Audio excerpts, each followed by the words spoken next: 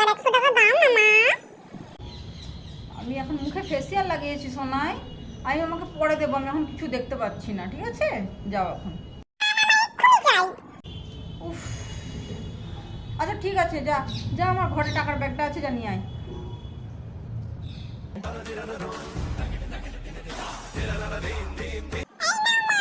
তোমার ব্যাগ নিয়ে আসছি। কোথায়? দে দে।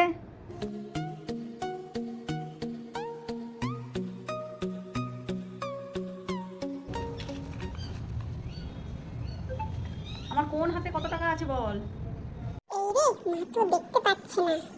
মাকে উল্টোটাই বলি, তোমার ডান হাতে 100 টাকা আছে আর বাঁ হাতে 500 টাকা। তুই এই 500 টাকাটাই নে, আমার খুচরোর দরকার, খুচরো করে আমাকে দিয়ে যাবি বাদ বাকি 400 টাকা, ঠিক আছে? নে।